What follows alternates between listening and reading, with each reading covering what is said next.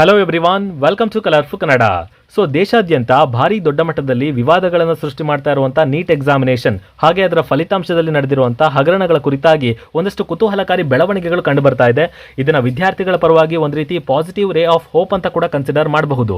So ಅದೇನು ಅನ್ನೋದನ್ನ detailed ಆಗಿ ಡಿಸ್ಕಸ್ ಮಾಡ್ತೀನಿ. ಆದರೆ ಅದಕ್ಕಿಂತ ಮುಂಚಿತವಾಗಿ ತಾವ್ಯಾರೆಲ್ಲ ಚಾನಲ್ಗೆ ಹೊಸಬರಾಗಿದ್ದೀರಾ ದಯವಿಟ್ಟು ಸಬ್ಸ್ಕ್ರೈಬ್ ಮಾಡ್ಕೊಳ್ಳಿ. ಹಾಗೇನೆ ಪಕ್ಕದಲ್ಲಿರುವಂತಹ ಬೆಲ್ ಐಕನ್ನ ಕ್ಲಿಕ್ ಮಾಡಿ ಮರಿದೇನೆ ಆಲ್ ಆಪ್ಷನ್ ಸೆಲೆಕ್ಟ್ ಮಾಡಿ ಇಟ್ಕೊಳ್ಳಿ. ಸೊ ದಟ್ ನಾವು ಯಾವುದೇ ಅಪ್ಡೇಟ್ ಬಂದರೂ ಕೂಡ ಅದನ್ನ ಕ್ವಿಕ್ ಆಗಿ ನಿಮ್ಮ ಬಳಿ ತಲುಪಿಸುವಂತ ಕೆಲಸನ ಮಾಡ್ತಾನೆ ಇರ್ತೀವಿ. ನೀವು ಪದೇ ಪದೇ ಸರ್ಚ್ ಮಾಡೋ ಅಗತ್ಯನೇ ಇರೋದಿಲ್ಲ. ಇನ್ನು ವಿಡಿಯೋನ ಲೈಕ್ ಮಾಡಿಲ್ಲ ಅಂದರೆ ಖಂಡಿತವಾಗ್ಲೂ ಲೈಕ್ ಮಾಡಿ.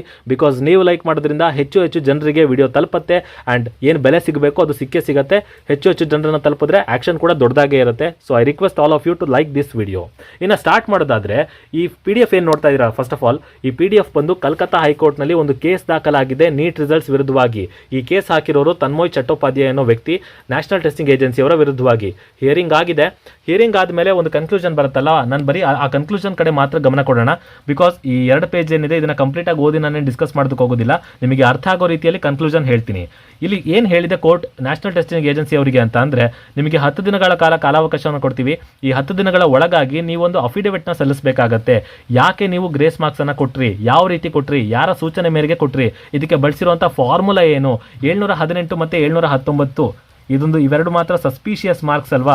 ಈ ಮಾರ್ಕ್ಸ್ಗಳು ಹೇಗೆ ಬಂತು ಇದನ್ನ ನೀವು ಕಂಪ್ಲೀಟಾಗಿ ಎಕ್ಸ್ಪ್ಲೈನ್ ಮಾಡಬೇಕಾಗತ್ತೆ. ಅದರ ಡೀಟೇಲ್ನ ಕಂಪ್ಲೀಟಾಗಿ ನಮಗೆ ಸಬ್ಮಿಟ್ ಮಾಡಿ ಅಂತ ಹೇಳಿ ಕೋರ್ಟ್ ಡೈರೆಕ್ಷನ್ನ ಕೊಟ್ಟಿದೆ. ಇದರ ಜೊತೆಗೆ ನೀವು ಯಾವುದೇ ಕಾರಣಕ್ಕೂ ಕೌನ್ಸಿಲಿಂಗ್ ಮತ್ತೆ ಅದಕ್ಕೆ ಸಂಬಂಧಪಟ್ಟಂತ ಆಕ್ಟಿವಿಟಿಗಳನ್ನ ಕಂಡಕ್ಟ್ ಮಾಡೋ ಹಾಗಿಲ್ಲ. ಇದನ್ನ ವಿಥೆಲ್ಡ್ ಮಾಡಬೇಕು. ಈ ಕೇಸ್ ಮುಗಿಯೋವರೆಗೂ ಅದನ್ನ ನೀವು ಕಂಡಕ್ಟ್ ಮಾಡೋ ಹಾಗೆ ಇಲ್ಲ ಅಂತ ಹೇಳಿ ಒಂದು ಟೆಂಪರರಿ ಒಂದು ವಿಥೆಲ್ಡ್ ಅನ್ನ ಮಾಡಿದೆ. ಸೊ ಕೋರ್ಟ್ ಇದನ್ನ ಆದೇಶ ಹೊರಡಿಸಿದೆ. ಸೊ ಇದೊಂದು ಒಳ್ಳೆ ಡೆವಲಪ್ಮೆಂಟ್ ವಿದ್ಯಾರ್ಥಿಗಳ ಪರವಾಗಿ. ಅಟ್ಲೀಸ್ಟ್ ಏನಾದರೂ ಒಂದು ಸೊಲ್ಯೂಷನ್ ಸಿಗುವಂತ ಸಾಧ್ಯತೆ ಇದೆ ಕಲ್ಕತ್ತಾ ಹೈಕೋರ್ಟ್ನಲ್ಲಿ ದಾಖಲಾಗಿರುವಂತ ಕೇಸ್. ಇನ್ನು ಇದಾದ್ಮೇಲೆ 2ನೇ ಸುದ್ದಿ ಇದೆ. ಇದು ಮಾತ್ರ ಸಿಕ್ಕಾಪಟ್ಟೆ ಒಳ್ಳೆ ಸುದ್ದಿ ವಿದ್ಯಾರ್ಥಿಗಳಿಗೆ. ಅದೇನು ಅಂತ ತಿಳಿಸ್ಕೊಡ್ತೀನಿ.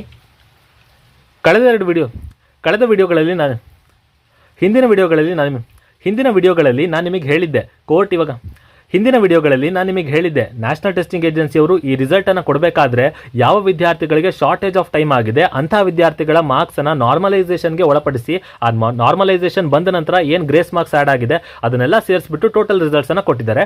ಹಾಗೆಯೇ ಆ ನಾರ್ಮಲೈಸೇಷನ್ ಪ್ರೊಸೀಜರ್ ಹೇಗಿರುತ್ತೆ ಅನ್ನೋದನ್ನು ಎಕ್ಸ್ಪ್ಲೈನ್ ಕೂಡ ಮಾಡಿದ್ದೆ. ಆದರೆ ಇಲ್ಲಿ ಬರ್ತಾ ಇರುವಂಥ ಒಂದು ಪಾಸಿಟಿವ್ ಸುದ್ದಿ ಅಥವಾ ಏನು ದೊಡ್ಡ ಬ್ಲಂಡರ್ ಮಾಡಿದ್ದಾರೆ ನ್ಯಾಷನಲ್ ಟೆಸ್ಟಿಂಗ್ ಏಜೆನ್ಸಿ ಅಂತ ಅಂದರೆ, ಈ ನಾರ್ಮಲೈಸೇಷನ್ ಪ್ರೊಸೀಜರ್ನ ಮೆಡಿಕಲ್ ಮತ್ತು ಇಂಜಿನಿಯರ್ಗೆ ಅಪ್ಲೈ ಮಾಡೋದಕ್ಕೆ ಬರೋದಿಲ್ಲ ಅಂತ ಹೇಳಿ ಸುಪ್ರೀಂ ಕೋರ್ಟ್ ಕಡಾಖಂಡಿತವಾಗಿ ಹೇಳಿದ್ದಾರೆ. ಯಾವಾಗ ಅದನ್ನು ಹೇಳ್ತೀನಿ. ಇಲ್ಲಿ ಫಸ್ಟ್ ಕೇಸ್ ಸ್ಟೇಟಸ್ನ ಓಪನ್ ಮಾಡ್ಕೋಬೇಕಾಗತ್ತೆ. ಸುಪ್ರೀಂ ಕೋರ್ಟ್ ವೆಬ್ಸೈಟನ್ನು ವಿಸಿಟ್ ಮಾಡಿದ್ದೀವಿ. ಇಲ್ಲಿ ಕೇಸ್ ಸ್ಟೇಟಸ್ ಅನ್ನೋದನ್ನು ಕ್ಲಿಕ್ ಮಾಡಿದ್ರೆ ಸೊ ಕೇಸ್ ಸ್ಟೇಟಸ್ ಓಪನ್ ಆಗಿದೆ.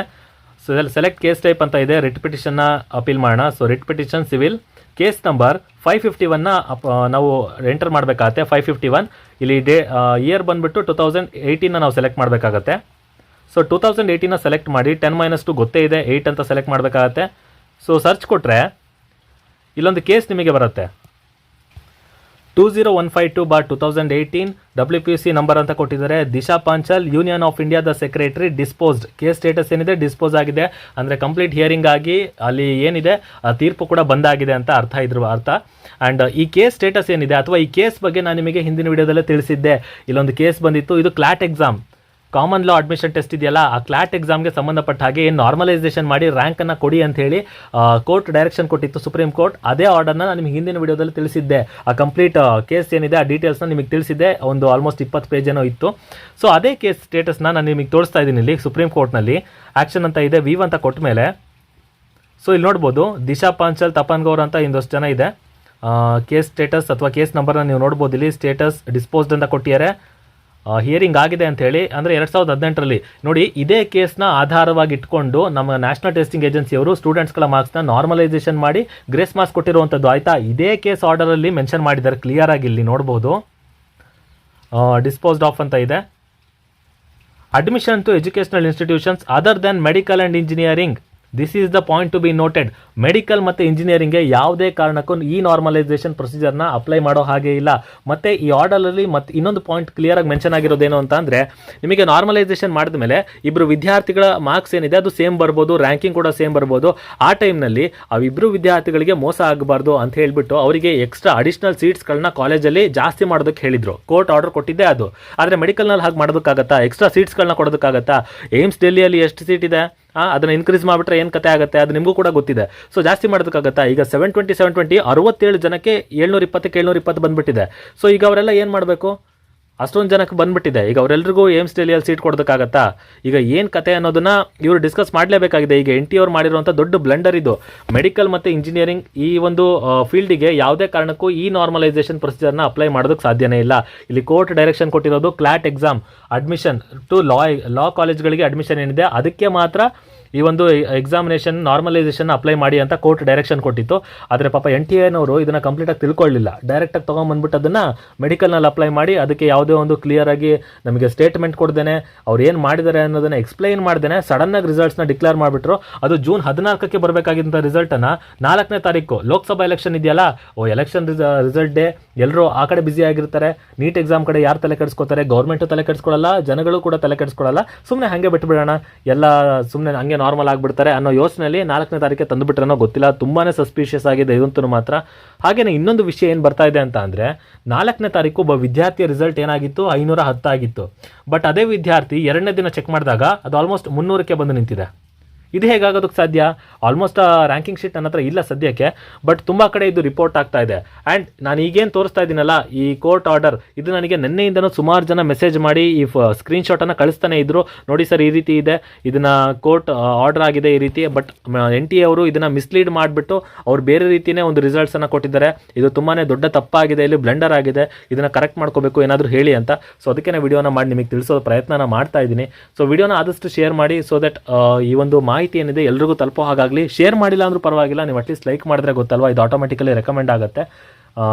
ಇದಿಷ್ಟು ಹೇಳಬೇಕು ಅಂತ ಅಂದ್ಕೊಂಡೆ. ಆ್ಯಂಡ್ ಗೊತ್ತೇ ಇದೆ ನಿಮಗೆ, 24 ಲಕ್ಷ ಜನ ಎಕ್ಸಾಮನ್ನು ಬರೀತಾ ಇರುವಂಥದ್ದು ನೀಟ್ ಎಕ್ಸಾಮಿನೇಷನ್. ಬರೀ 5 ಲಕ್ಷ ಜನ 10 ಲಕ್ಷ ಜನ ಅಲ್ಲ, 24 ಲಕ್ಷ ಜನ. ಇಡೀ ದೇಶದ ವಿದ್ಯಾರ್ಥಿಗಳ ಭವಿಷ್ಯ ಕೂಡ ಅದರೆಲ್ಲದರಲ್ಲೂ ಇದೆ.